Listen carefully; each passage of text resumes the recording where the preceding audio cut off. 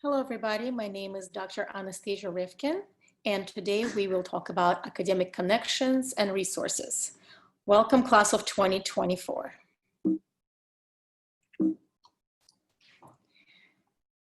Now, this is me, and now you see double. Again, my name is Anastasia Rivkin. I am Assistant Dean for Faculty and Professor of Pharmacy Practice here at FOU School of Pharmacy and Health Sciences. This is our course schedule for the fall 2020 semester. This semester, you will be taking Foundations in Pharmaceutical Sciences, Foundations in Integrated Pharmacotherapy, Pharmaceutics 1, Pharmaceutical Calculations 1, Professional Pharmacy Practice 1, and Pharmacy Beyond the Curriculum. 2 courses, Medical Communications and Technical Writing, as well as Pharmacy Practice Law, will be moved to the winter session, which will be held fully online due to COVID-19. The next section of our presentation today will talk about professionalism in pharmacy students. We'll talk about why does professionalism matter? How is it defined? What are academic integrity expectations at our school? And what are the professionalism expectations at School of Pharmacy?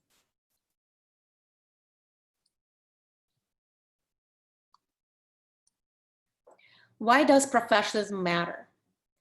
Cornerstone of any profession is providing ethical, unselfish services to those in need of our knowledge and skills.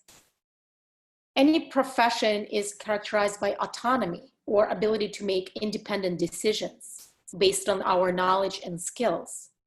Altruism, or ability to put our needs behind person's needs that we are serving. Formalized relationship with patients, where they put their trust in you as a healthcare provider. Professionalism in pharmacy is especially important because it is important for other professions to recognize value of a pharmacist and see us as partners, not as somebody who just fills prescription or sells the medication over the counter. Because we possess unique knowledge and skills to be able to counsel patients and provide consultations on appropriate use of medications that a lot of other healthcare providers do not possess. For the future of our profession, it's very important to move in the direction of service providers. We can carve out our niche as somebody who can manage chronic disease states, who can optimize patients' medications and help them take their multiple medications on a daily basis to make sure they get the maximum benefit from their therapy. How is professionalism defined?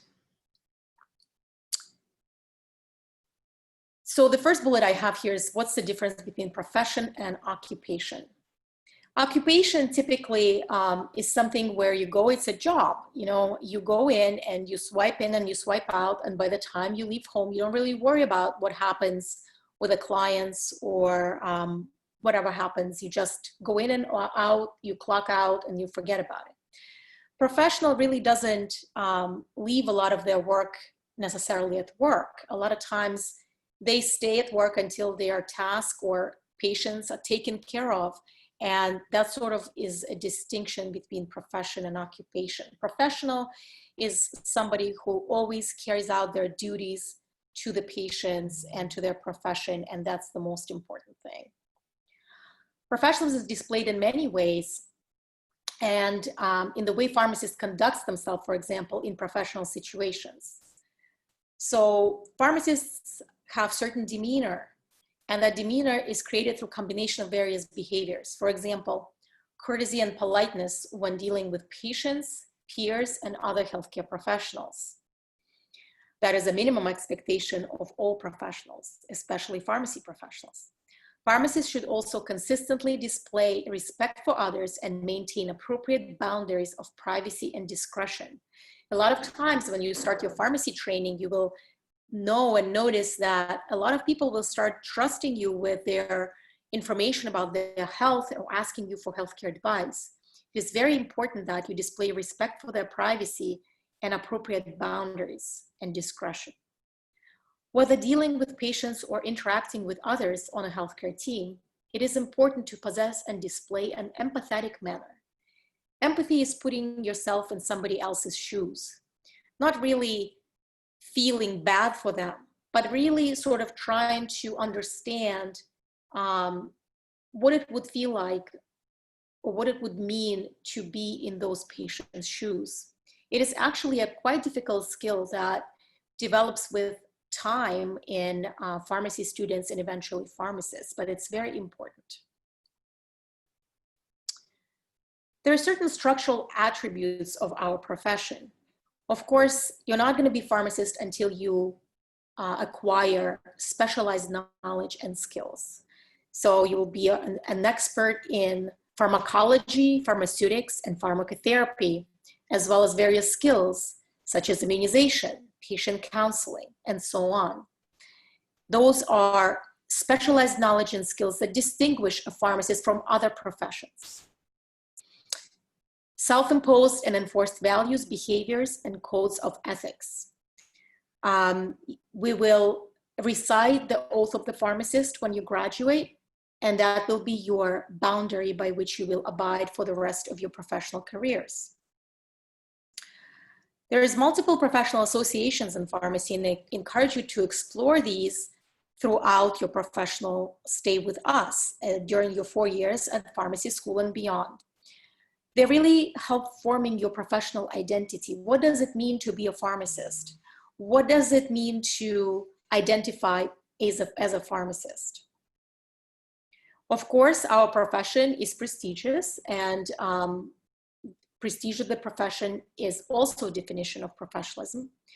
We would provide a socially vital function, something that every patient or every person will eventually need is interaction with a pharmacist. We also have specialized relationship with our patients, and of course we are recognized through licensure. In order to become a pharmacist, you need to successfully pass in New Jersey 2 licensure exams, law exam and North American licensing exam, which tests your pharmacy knowledge, and some states have additional requirements for licensure. I usually define basically in a simple way through behavioral and attitudinal aspects. And we have certain of these aspects reflected in student manual, which include dress code, for example, and punctuality. And those are also very, very important professionalism attributes. But these I find to be relatively easy to change by addressing students' tardiness or inappropriate dress code, and typically students respond by changing their behaviors. Attitudinal aspects of professionalism are a little bit more challenging to change, and they include entitlement and, for example, lack of empathy towards patients or other students or professors. Those attitudinal aspects are sometimes a bit more challenging to alter in students. What are the FDU School of Pharmacy student professionalism expectations? So this is straight from our student bulletin, graduate student bulletin. And these are applicable not just to FDU School of Pharmacy program, but it's the same policy throughout the entire Fairleigh Dickinson University. And academic integrity violations are defined as academic dishonesty. So, and academic dishonesty is cheating, plagiarism, or not credentialing the source properly and passing it on as your own work, falsification, multiple submission, where you would submit work for one class and then submit the same exact assignment for a different class, receiving 2 separate credits for these 2 different classes. So that's academic integrity violation. Complicity is assisting somebody in academic dishonesty, for example, writing their essay and having that student submit the essay as if they written it, would get both the person who's submitting the essay and the person who wrote the essay be subject of investigation for academic integrity violation. And then interference is when you would interfere with somebody performing their to their full potential.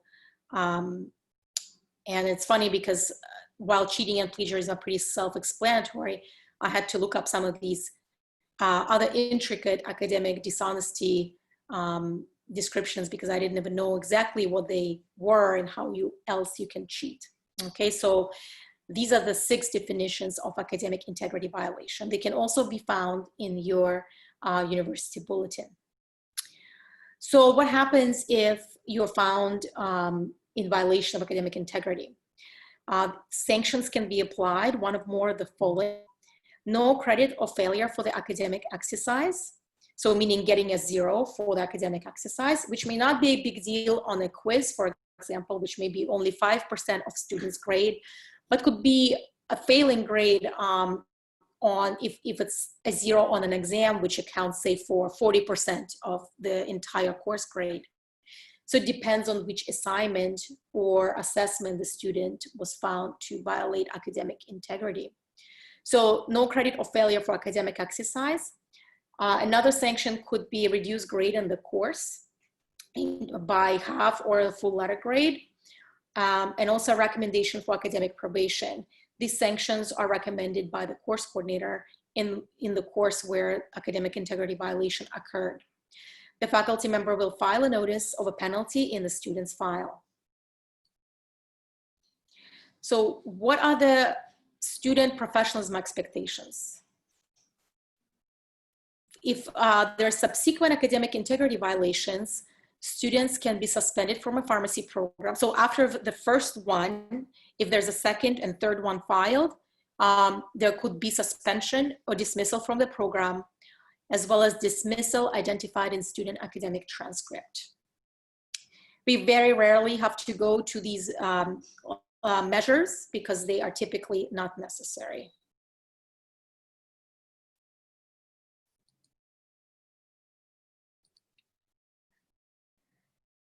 So now, as you are joining our program, you are representing a profession of pharmacy and FOU School of Pharmacy in all your social and professional interactions, whether you are with your family and friends, or you are at one of our experiential affiliated sites, you're always going to be an FOU pharmacy student. So we expect that professional behavior will be displayed at the school towards us, your faculty, course coordinators, your fellow students, and other interprofessional students. We have nursing students. We'll also have physician assistant students and other students in the building. We expect that we will behave courteously towards all of these constituents.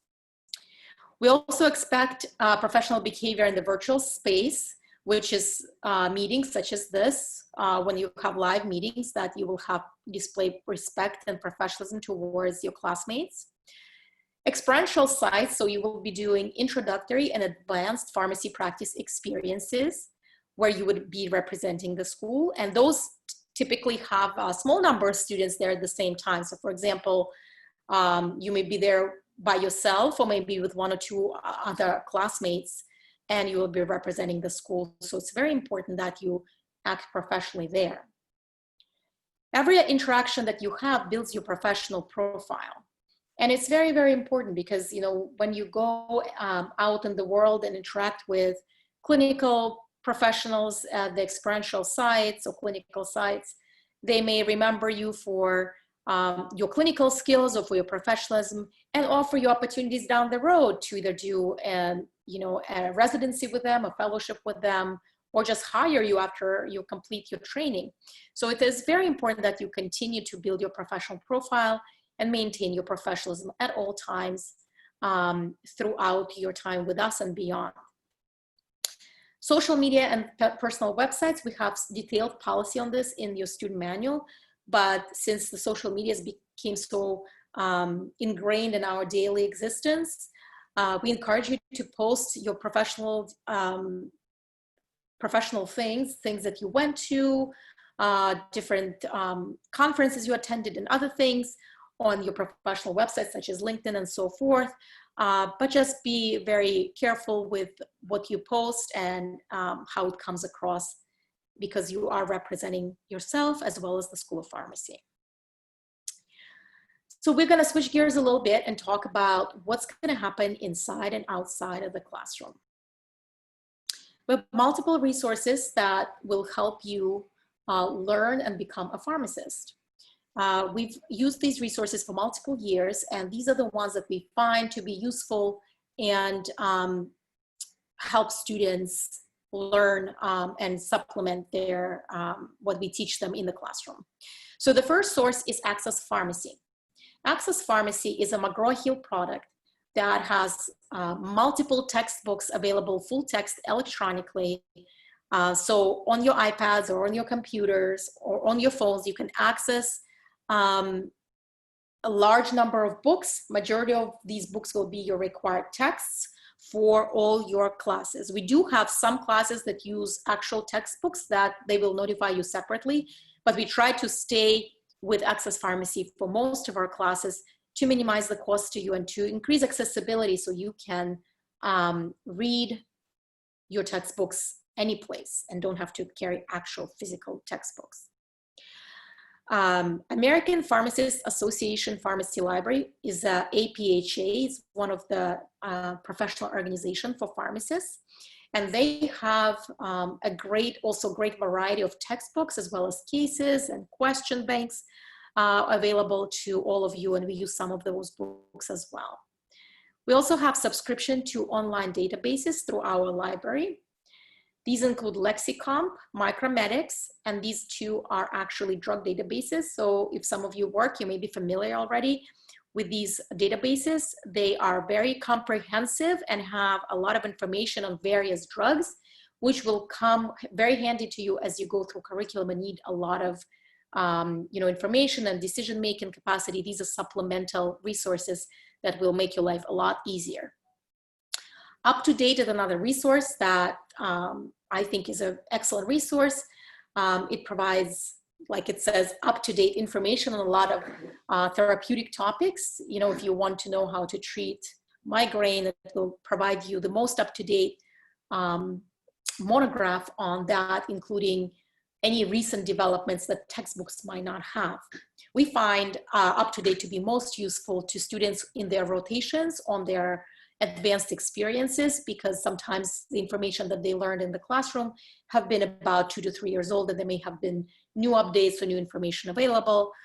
So maybe not for your first professional year, but it's a database we subscribe to, as well as Clinical Pharmacology, which is another excellent database for medications.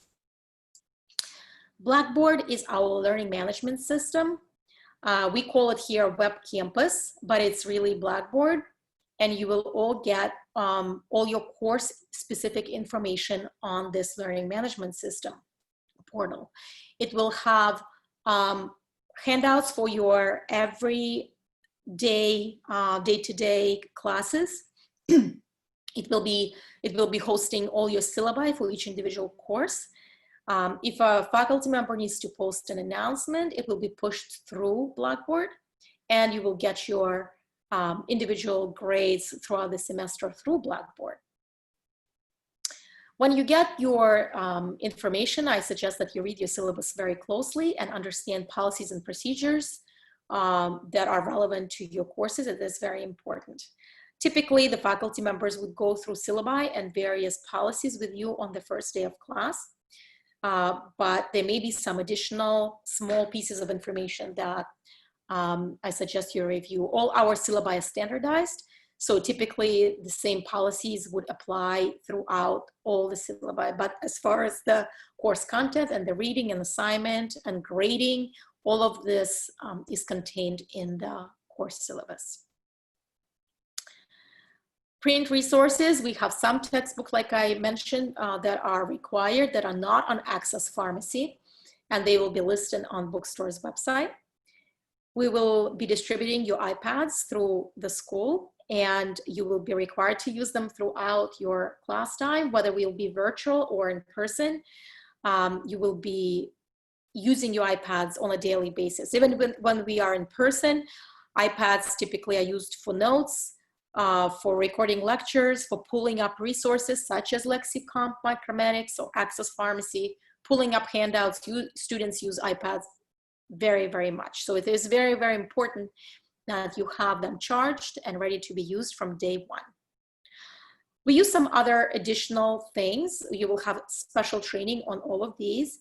I just want to mention them here. We use Poll Everywhere application, which is a polling app, which is free and can be downloaded to the phone or an iPad.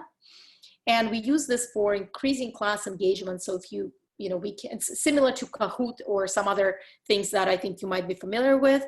So it is to make sure that everybody stays on track, to make sure students are engaged, listening, and have understanding of material that we are discussing. So Poll Everywhere app, everybody will have to register and have a Poll Everywhere app from day one. NIA RX is a simulation electronic medical record software. So, in the hospitals, they use electronic medical records to keep patient profiles, their medications, things of that nature, and that decreases medication errors. So we have a NIA RX, which is a software that we use for you to start learning how to look up information on patient profiles and things like that. So that's another app that we use. And then finally, a very important app is ExamSoft, which is how we administer all our exams and quizzes. Dr. Westrich will be going over ExamSoft and provide you with ExamSoft training. ExamSoft is iPad friendly, so we've been administering all our exams via ExamSoft app. What to expect outside a classroom. So as I've been teaching pharmacy students for the past 20 years, I find that transition from undergraduate to professional pharmacy program may be very challenging. While an undergraduate program, you may have had less rigor, we have very rigorous curriculum, which is very science heavy immediately as you enter pharmacy program. So starting semester 1, starting in August. It is very important to not sort of drop the ball. I think a lot of students go through a bit of a honeymoon phase in the first 3 to 4 weeks. And because the semester this year is only 12 weeks, we really have to start working right away from day one. Pharmacy program will have greater expectation of student maturity. Sometimes students, say, well, I didn't know this, or I didn't hear about this. It is, like I said, very important for you to attend all online or in-person classes. It is very important to read your syllabi and understand expectations. And it is very important to reach out to faculty members if you don't understand something, or to make sure to ask questions during live classes, to make sure that you don't get left behind and you don't miss something important, so that will preclude your understanding of the rest of the class. If you have a question, that probably means that a lot of other students have the same questions and just afraid to ask. So I would encourage you to use your time with your faculty effectively. Our faculty are extremely student-friendly and love students' questions, and I would encourage you to ask and make the best use of your time together so that you are successful. Professional behavior is expected in and outside of the classroom for our students, as we discussed before. The next bullet says, take advantage of study groups. So this may be interesting for you incoming P1s because you have not met in person. So you may find that forming study groups may be a little challenging, or maybe you can form them online. It's up to you. Some students find study groups very helpful. Some students prefer to study on their own.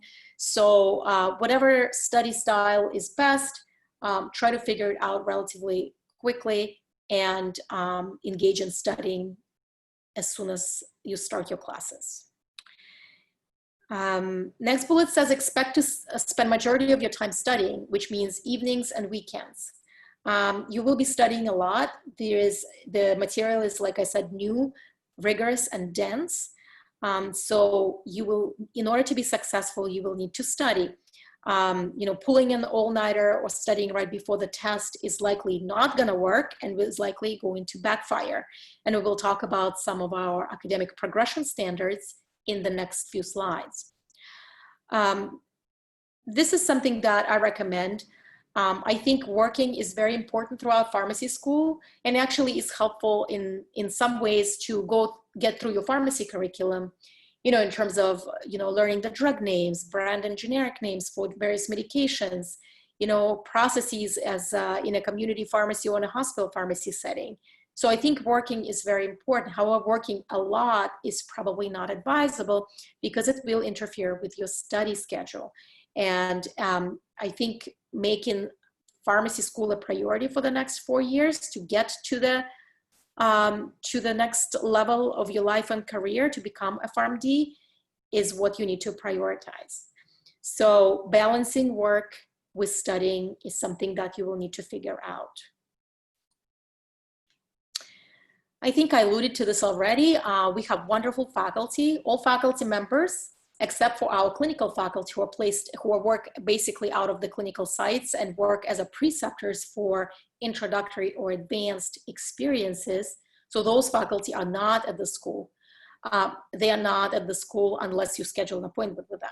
The rest of the faculty who will be teaching you, most of the faculty who will be teaching you will be at the school or in the virtual space, and they have at least 3 hours per week standing office hours.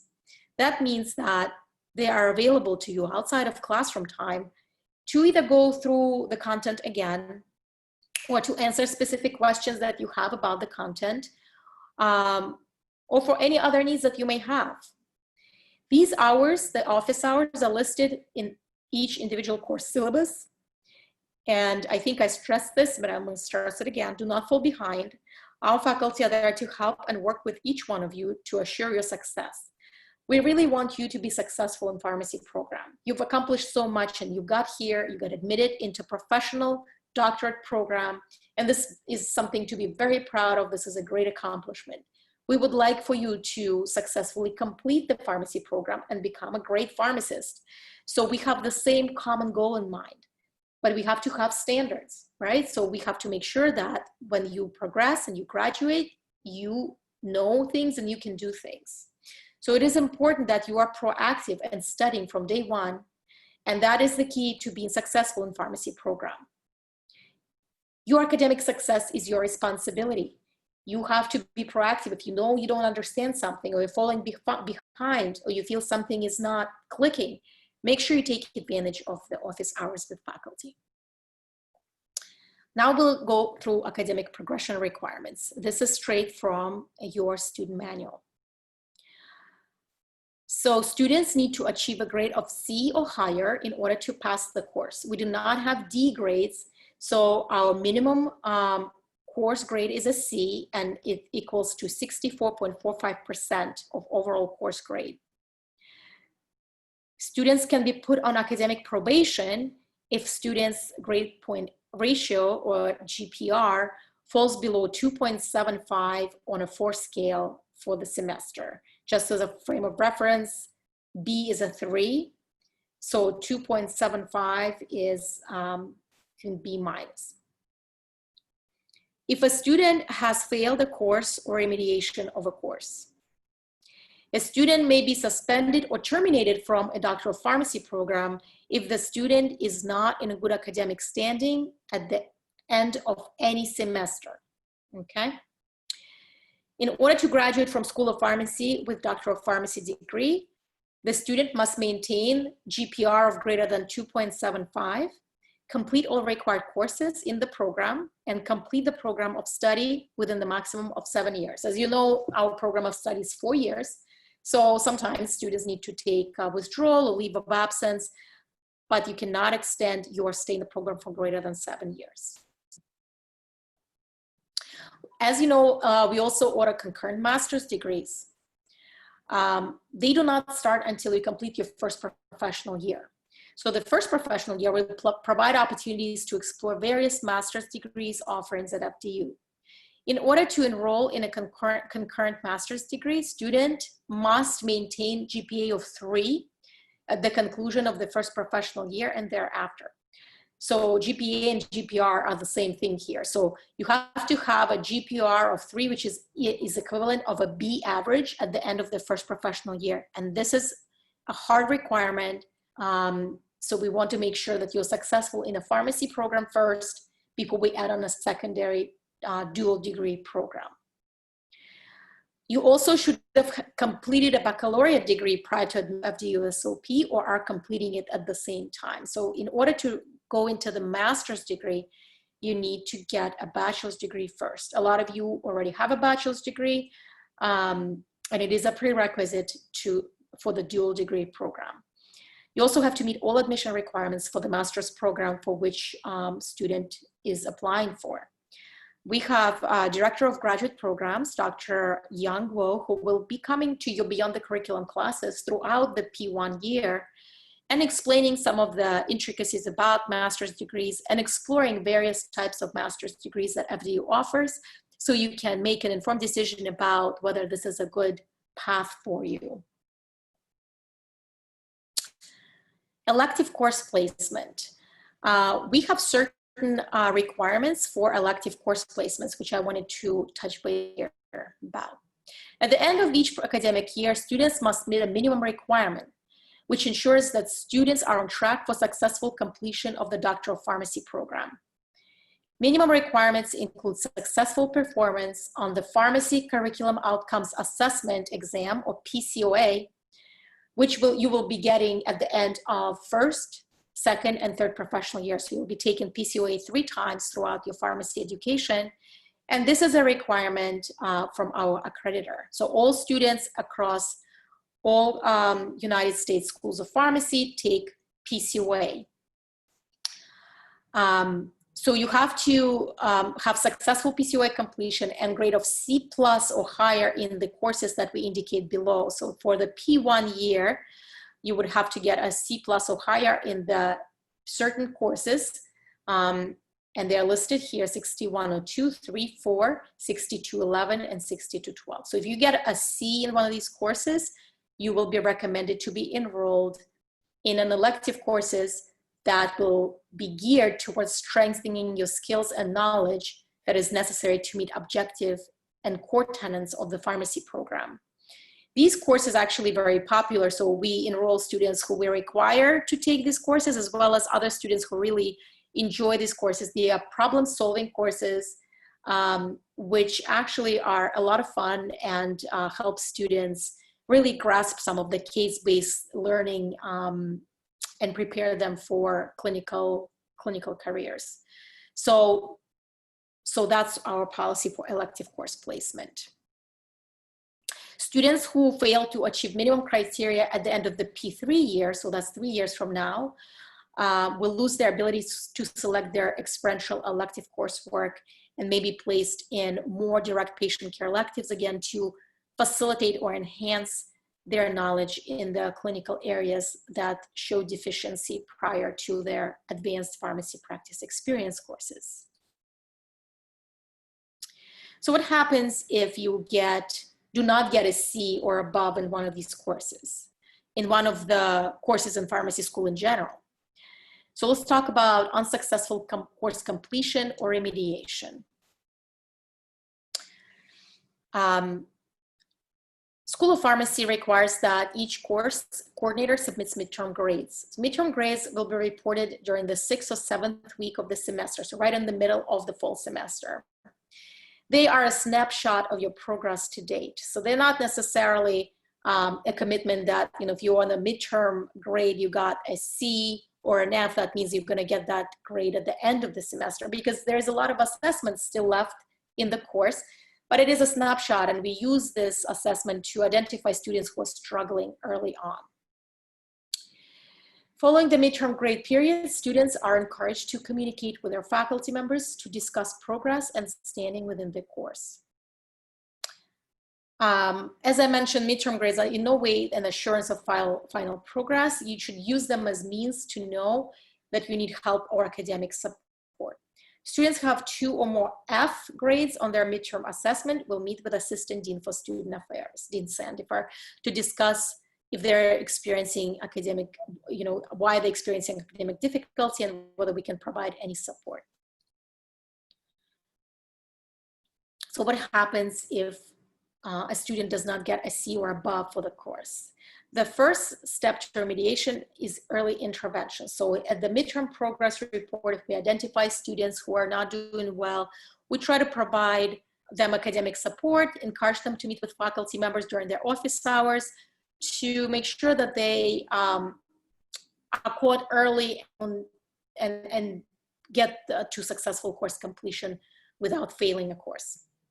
Students should be proactive in addressing issues with faculty members, student service personnel, and their program advisor.